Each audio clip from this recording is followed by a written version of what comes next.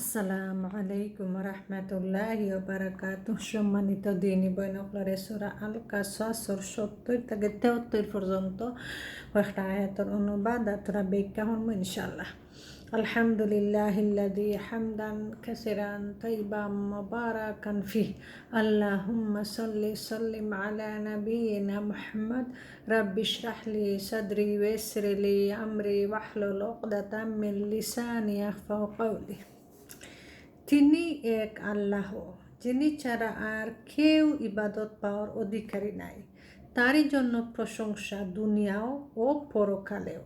শাসন কর্তৃত্ব সার্বভৌমত্ব কেবলমাত্র তারই, আর তারই কাছে তোমাদের সকলকে ফিরিয়ে আনা হবে। হে নবী, এই লোকদেরকে বলো, তোমরা কি কখনো চিন্তা করেছ যে আল্লাহ যদি রাতকে কিয়ামত পর্যন্ত তোমাদের ওপর দীর্ঘ করে দেন, তাহলে আল্লাহ ছাড়া কোনো মাবুদ তোমাদেরকে আলো এনে দিতে পারবে? তোমরা কি শুনতে পাও না? তাদেরকে জিজ্ঞেস করো, তোমরা কি কখনো ভেবে দেখেছ আল্লাহ যদি কিয়ামত পর্যন্ত তোমাদের জন্য দিনকে লম্বা বানিয়ে দেন, তাহলে আল্লাহ ছাড়া আর কোনো মাবুদ রাত এনে দিতে পারবে যেন তোমরা তার মধ্যে শান্তি লাভ করতে পারো? তোমরা কি এসব কথা ভেবে দেখো না? সেই আল্লাহর রহমত ছিল বলেই তিনি তোমাদের জন্য রাত ও দিন বানিয়েছেন, যেন তোমরা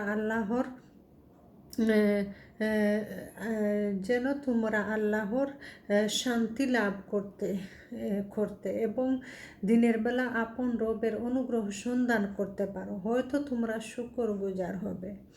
আল্লাহ সুবহানাহু ওয়া তাআলা এই আয়াতগুলোর মাঝে অনেক সুন্দর করে বুঝাইয়া দিছ যে আল্লাহ একমাত্র ইবাদত পাওয়ার যোগ্য লগে আল্লাহ, প্রশংসা পাওয়ার যোগ্য লগে আল্লাহ, আর আল্লাহ ছাড়া কোনো মাবুদ নাই। এটা একত্ববাদর ঘোষণা।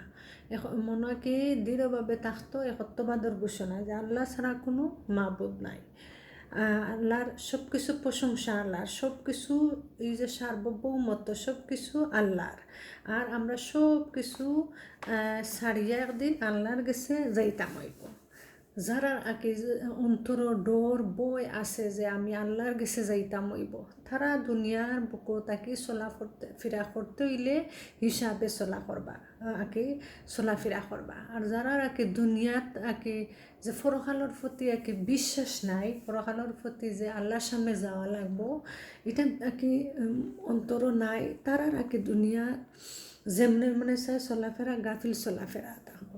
আল্লাহ সুবহানাহু ওয়া তাআলা সতর্ক করিয়া দিরা যে মানুষের নিজের অবস্থারে পরিবর্তন করার লাগে, যে মনের ডর থাকতো, বই থাকতো, আমি আল্লাহর সামনে যাইতাম হইব, আমি কিতা লইয়া যাইতাম, আমি কোন আমল করছি, আমি কিতা আমল করাম, আমি লইয়া যাইতাম।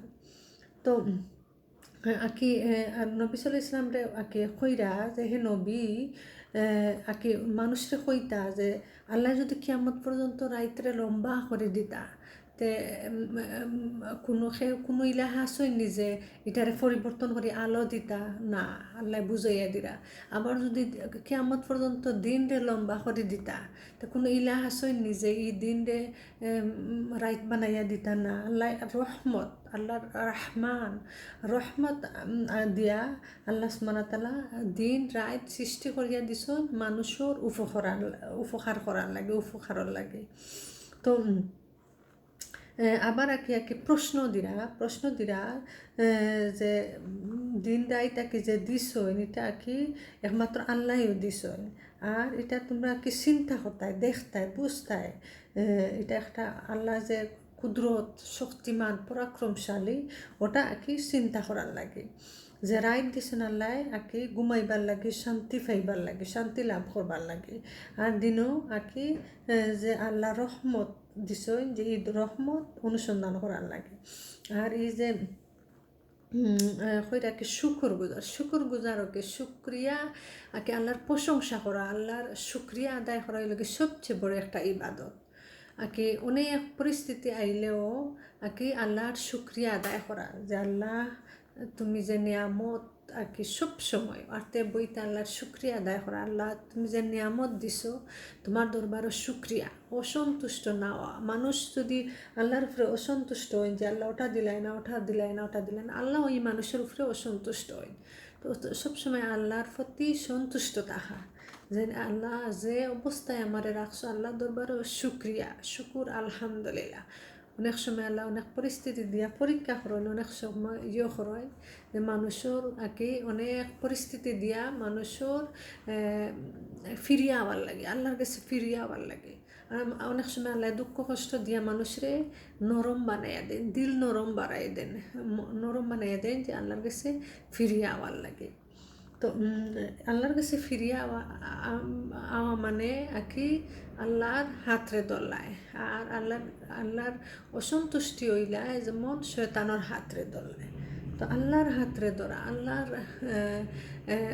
কথা মতো চলা, আল্লাহর কাজরে মানিয়া চলাই লগি আল্লাহর হাতরে ধরা। আর আল্লাহর নাফরমানি করা, আল্লাহর বিরুদ্ধে সব কিছু করিয়া যাবাই লগি শয়তানোর হাত ধরা। শয়তানে তো ওয়াদা করিয়া আইছে মানুষরে আকি জাহান্নামে লইয়া যাইত। তো শয়তানোর অনুসারী যারা তারাও আকি জাহান্নাম যাইবা। তো বেশি বেশি করে আল্লাহর কাছে হেদায়তর লাগি দোয়া করা, আর আল্লাহর নিয়ম কানুন আকি মানিয়া চলা। আল্লাহ সুবহানাহু ওয়া তাআলা বুঝার আমল করা তৌফিক দান হরতা, হেদায়তের পথ কবুল হরতা। জাযাকুমুল্লাহ খাইর।